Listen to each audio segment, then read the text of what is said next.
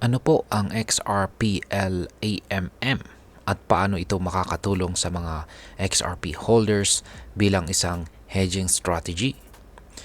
Dito sa mundo ng cryptocurrency trading at investment, mahalaga po ang pag-unawa kung paano mapoprotektahan ang ating pera laban sa biglaang pagbabago ng presyo.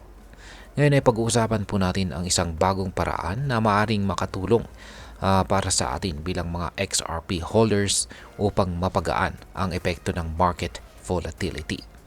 At ito po ang paggamit ng XRPL Automated Market Maker bilang isang hedging strategy. Kaya ano po ito? Paano po ito gumagana?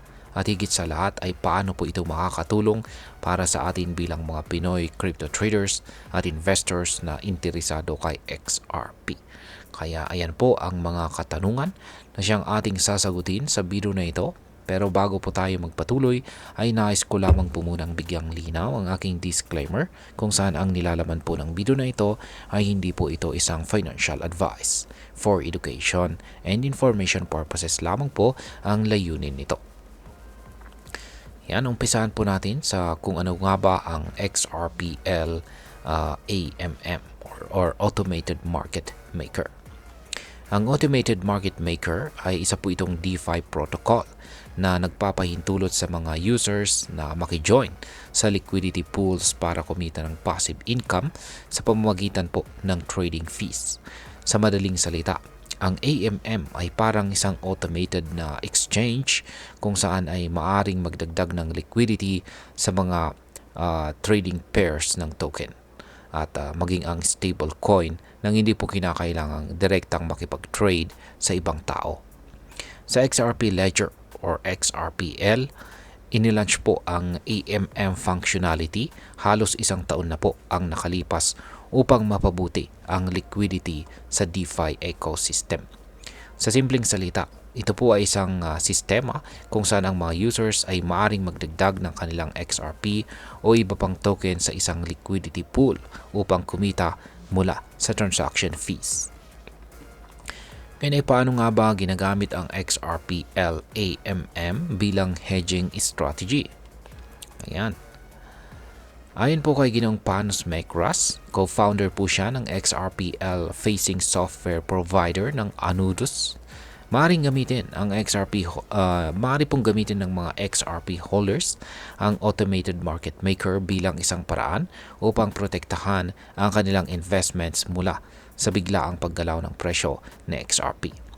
Ang konseptong ito ay nakabatay po sa tinatawag na impermanent loss. Ang impermanent loss ay isang pansamantalang pagkawala na nangyayari kapag ang presyo ng mga tokens sa isang liquidity pool ay nagbabago. Yan, halimbawa ay kung naglagay ka ng XRP at isang stable coin tulad po ng RLUSD sa isang AMM pool, maaaring magbago po ang ratio ng mga ito depende sa galaw ng market. Kung tumaas po ang presyo ng XRP, mas konti ang XRP na maaaring ma-withdraw ngunit mas marami naman ang RLUSD.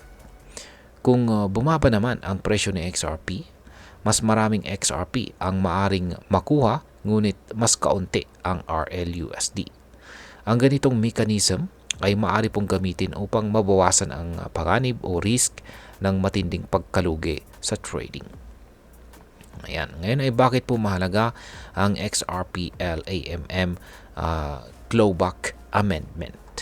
Ayan. Dito naman po tayo sa clawback amendment ng XRPL AMM. Yan, kamakailan ay isa pong malaking pagbabago ang ipinatupad sa XRPL AMM sa pamamagitan po ng clawback amendment. Ano nga bang ibig sabihin nito? Pinapayagan po nito ang regulated stable coins tulad po ng RLUSD na magkaroon ng clawback feature. Ibig sabihin ay may control at seguridad ang liquidity providers pagdating sa kanilang assets. Dahil dito ay mas maraming negatibong epekto ang paggamit ng XRPL AMM bilang isang hedge strategy. Ang mga liquidity providers na gumagamit po ng XRP, RLUSD pools ay may kakayang mabawasan ang epekto ng market volatility dahil kahit bumaba ang halaga ng XRP, maaari pa rin silang kumita mula sa kanilang RLUSD holdings. Sa ganitong paraan, ang panganib o risk ng trading losses ay mas nalilimitahan. Ngayon ay gaano na kadami ang users or gumagamit ng RLUSD AMM. Ayan. Dahil po sa mga benepisyong ito, mabilis na tinanggap ng crypto community ang bagong mechanism na ito.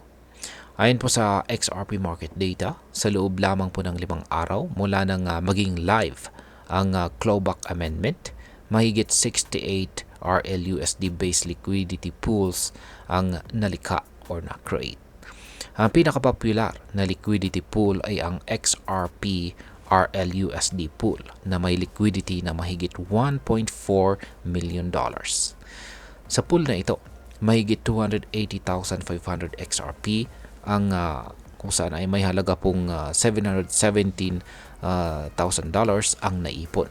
At halos 719,000 RLUSD naman na may halagang $713,000 ang nailagay.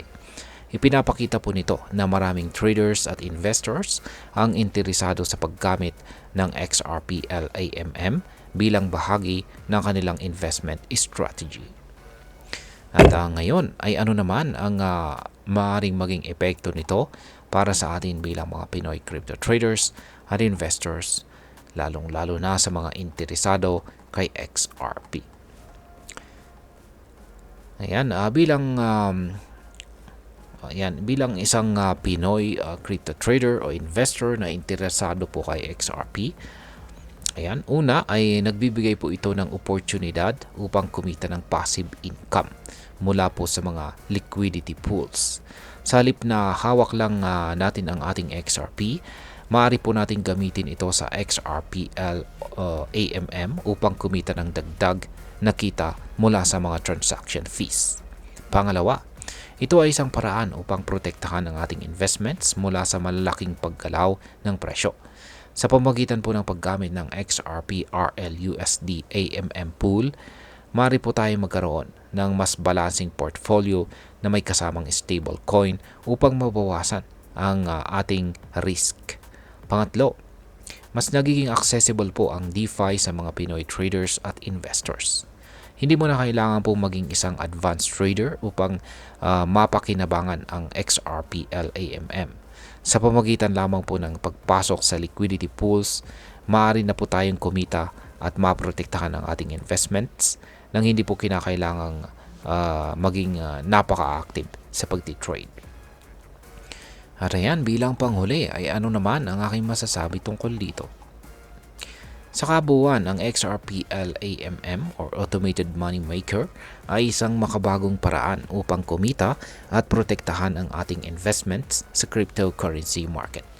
Bagamat may mga panganib o risk tulad po ng impermanent loss, maaari itong mapakinabangan sa tamang diskarte, lalo na po sa pamamagitan ng XRP RLUSD liquidity pools.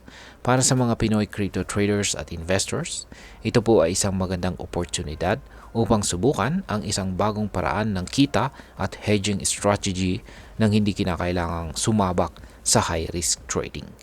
Ngunit tulad po ng anumang investment, mahalaga ang tamang pag-aaral at risk management bago sumubok ng ganitong uri ng strategy. At ayan, hanggang dito na lamang po tayo sa video na ito mga ka-crypto. Sana po ay inyong nagustuhan ang aking paliwanag sa video na ito. Kung inyo po itong nagustuhan, pakiclick lamang po ang like button nito. Marami pong salamat sa panonood, ingat po tayo lagi at God bless po sa ating lahat.